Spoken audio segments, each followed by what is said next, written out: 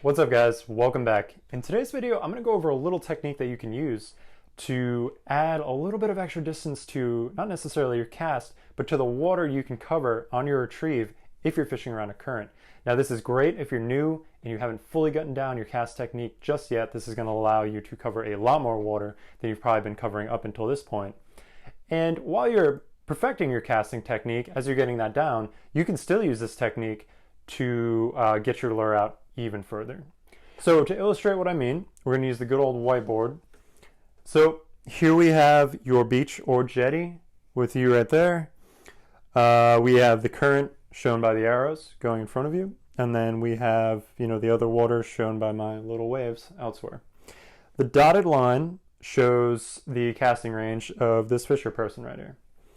Now, just casting out, that's about as far as they can reach. However, what we're going to do to add a little bit of extra distance to that cast is we're going to aim our cast straight ahead or perpendicular to the current. And then we're going to, I should mention, this works best with a floating lure. Metal lip or a floating popper or a floating pencil, or maybe something like a swimmer, like a bomber or a cordell or something like that. We don't want anything that sinks, because for the first part of this technique, we're not going to be reeling in the lure. So if it does sink, we're not going to be providing any pressure to keep it off the bottom, and chances are it's going to get snagged. So what we're going to do is we're going to cast, like I said, perpendicular to the current, and then we're just going to open the bail, and we're going to let the line out. And the current's going to take the line and the lure and start to drag it away. And if you have a strong current opening up the bail, it's just going to take it right off for you. But if you have a weaker current, what you can actually do is you can just hold the rod and feed the line off the bail with your finger to the current, and it will take it. And then once your lure has reached a certain point where you want it to be, you can shut the bail, start reeling. You'll feel the lure pull tension on the line, or bite as it's sometimes referred to. And once that happens, you just begin your retrieve. Wherever you land in the current. And what you can actually do is start by casting in your normal range and then apply the technique. Let some line out a little bit, reel from there, let some more line out, reel from there, and you can gradually keep going. And in doing so, you can properly cover this whole length of water.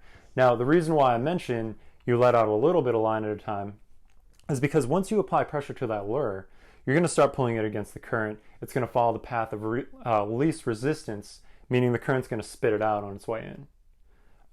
Depending on where you are, but usually when I've used a technique like this, like let's say I start reeling here, let's just say it takes the path of least resistance and the current spits it out here, and then I'm just reeling it against slack water. Now that slack water could be very productive, but if I want to cover this whole current, I'm going to slowly increase the distance, and then the lure is going to get spit out wherever it gets spit out. And then I'm also going to be sure to work it through the slack water, because you're likely to hook a fish there as well.